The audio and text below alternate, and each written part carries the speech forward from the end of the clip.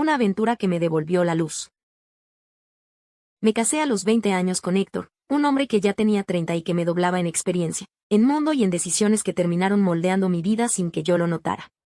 Desde el inicio supe que algo no encajaba, pero me aferré a ese amor joven y torpe que una cree que va a salvarlo todo.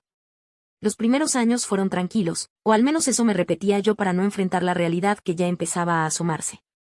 Con el tiempo llegaron nuestras 3 hijas, todas mujeres, todas luz, todas esperanza para mí. Creí que ellas serían el puente para que Héctor cambiara, para que dejara de ser tan duro conmigo. Pero no fue así, al contrario, con cada embarazo parecía endurecerse más. Él nunca quiso que siguiera estudiando porque decía que mis sueños eran una pérdida de tiempo.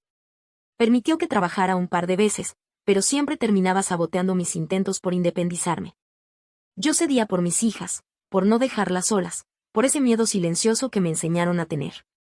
Y mientras yo renunciaba, él se dedicaba a expandir su vida con otras mujeres más jóvenes. Las amantes aparecían como secretos a voces, siempre de su trabajo, siempre coquetas, siempre alabando su madurez. Algunas eran tan jóvenes que podían ser hijas suyas, y de hecho una llegó a ser amiga de mi hija menor. Aún así, mis hijas crecieron creyendo que su padre era el héroe que les pagaba todo, que les daba dinero, que les resolvía caprichos. Yo, en cambio, era solo su madre, su sombra, la que se quedaba callada mientras ellos creían las versiones que él inventaba. La que recibía desprecios cuando intentaba poner límites.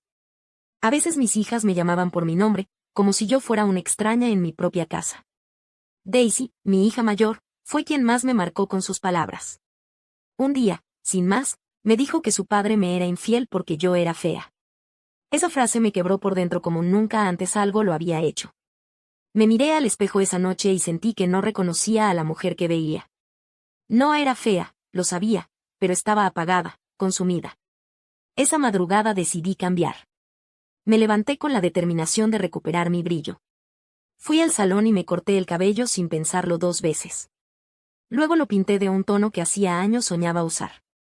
Compré ropa nueva, más juvenil, más fresca, más yo. Regresé a casa sintiendo un temblor en las piernas, pero también una libertad enorme. Cuando entré, todos se quedaron mirándome como si hubiera aparecido otra mujer. Héctor ni siquiera disimuló su sorpresa, pero sus palabras fueron secas, sin emoción. Mis hijas, igual que él, hicieron comentarios condescendientes, como si el cambio fuera una ridiculez tardía. Pero hubo una sola persona que me miró diferente. Camilo, el novio de mi hija. Mientras todos decían cosas por cumplir, él me elogió desde una sinceridad que me atravesó entera. No fue una mirada vulgar ni irrespetuosa, fue otra cosa. Un reconocimiento. Por primera vez en mucho tiempo alguien me hizo sentir vista, apreciada. Desde ese día, noté que Camilo me observaba de una manera que me provocaba escalofríos. No eran malos, no eran incómodos, eran peligrosamente dulces. Lo ignoré como pude, diciéndome que era una tontería. Pasaron las semanas y la tensión silenciosa seguía allí, como un hilo imposible de cortar. Un día mis hijas y Héctor se fueron de viaje y, como era costumbre, no me incluyeron. Yo ya no lloré por eso, solo acepté que así era su manera de excluirme de todo. Esa tarde recibí un mensaje inesperado. Camilo había terminado con mi hija tiempo atrás, pero de algún modo aún conservaba mi número. Dijo que pasaría a devolver unas cosas. Acepté sin darle vuelta al asunto. Cuando llegó, yo estaba sola. Traía una botella de vino porque, según dijo, debíamos brindar por mis cambios. Me reí, sin saber si debía. Pero acepté una copa. Y otra. Y otra más. Mientras hablábamos, me escuchó como nunca nadie en años lo había hecho. Me dijo que siempre me había visto hermosa, incluso antes de mis cambios externos. Yo sentí que algo en mi pecho se encendía. Para cuando la botella estuvo vacía, ya nos habíamos contado secretos que nunca debimos compartir. El ambiente se volvió denso, tibio, eléctrico. Me miró como si fuera la única mujer en la tierra. Tocó mi mano primero, despacio, buscando permiso. Yo no la retiré. No sé en qué momento mi corazón empezó a latir tan fuerte. Sentí miedo, pero también una libertad que jamás había conocido con Héctor. Camilo se acercó y me preguntó si quería que se fuera. Dije que no. No quiero justificar lo que siguió, pero tampoco voy a arrepentirme. Por primera vez en muchos años, alguien me deseó sin humillarme. Me tocó con cuidado, con admiración, con hambre contenida. y yo me dejé llevar sin pensar en nada más. A la mañana siguiente desperté con la luz entrando por la ventana y el corazón temblando. Camilo estaba acostado a mi lado, mirándome como si yo fuera un milagro. No dije nada, solo respiré profundo. Una parte de mí quería gritar de culpa, pero otra, mucho más profunda, sentía alivio. Después de tantos años de dolor, alguien me había recordado que yo seguía viva. Camilo se vistió despacio y me dijo que no me preocupara, que no esperaba nada de mí, pero que me admiraba. Ese día me quedé sola en la casa, en silencio, escuchando el eco de mis propios pensamientos. No sabía qué iba a pasar con Héctor, con mis hijas, con mi vida entera. Pero sabía que no volvería a ser la mujer apagada que una vez permití que ellos moldearan. Me miré al espejo y, por primera vez en mucho tiempo, me sonreí. El mundo no cambió de inmediato, pero yo sí. Empecé a sentir cosas nuevas, como una niña descubriendo su propio poder. Camilo no volvió a aparecer por un tiempo, pero su presencia seguía en mi piel. Mis hijas regresaron del viaje como si nada hubiera pasado, ignorándome como siempre. Héctor volvió con sus exigencias, sus silencios, sus desprecios. Pero ya no tenían el mismo efecto en mí. Algo dentro de mí había despertado. Pasaron semanas y seguí transformándome, física y mentalmente. Me inscribí en un curso técnico sin pedir permiso. Conseguí un trabajo de medio tiempo. Empecé a decir no incluso cuando me temblaba la voz. Mis hijas comenzaron a notar que yo ya no obedecía como antes. Héctor también lo notó. Sus comentarios hirientes ya no me hacían llorar, y eso lo irritaba. Una noche, después de una discusión, entendí que mi matrimonio estaba muerto. Lo único que quedaba era mi miedo. Y decidí enterrarlo. Poco después, Camilo volvió a buscarme. No para repetir lo que pasó, sino para hablar. Me dijo que yo merecía una vida digna, una vida propia. Y me creyó capaz de tenerla.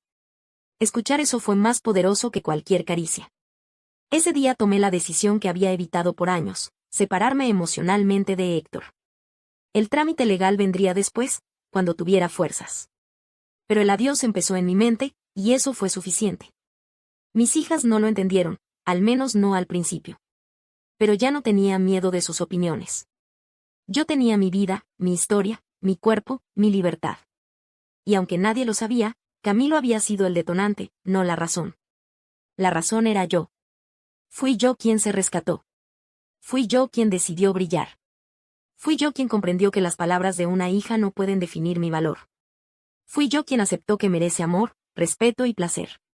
Hoy sigo reconstruyéndome, pieza por pieza. No sé qué pasará mañana. No sé si Camilo volverá a cruzarse en mi camino o si fue solo el impulso que necesitaba.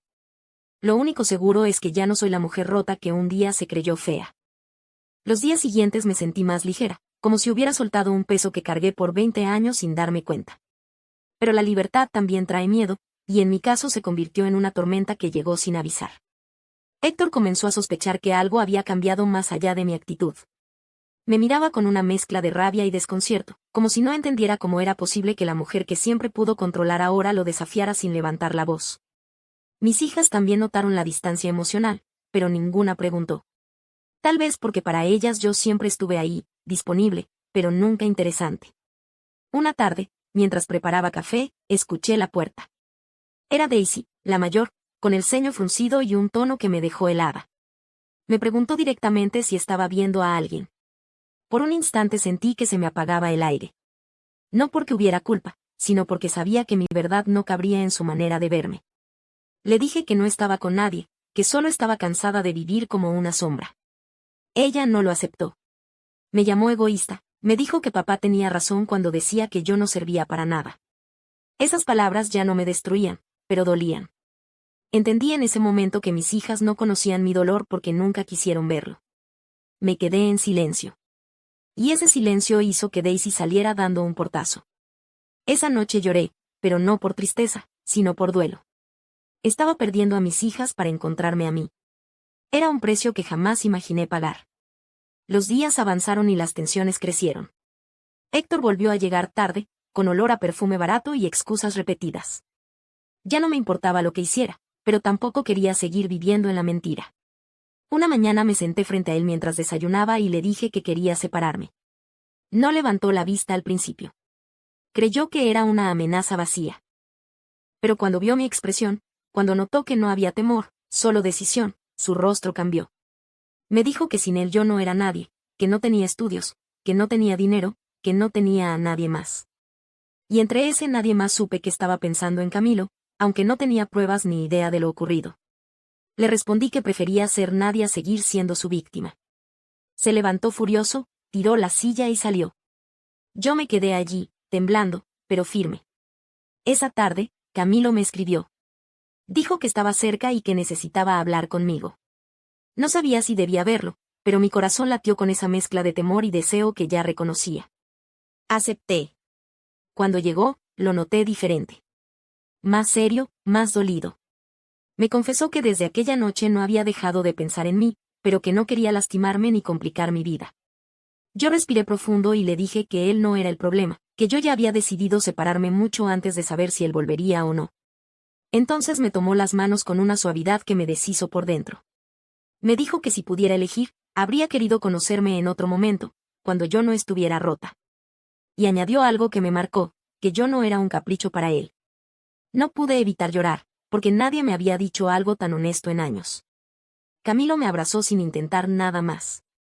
Ese abrazo fue más intenso que cualquier noche de pasión.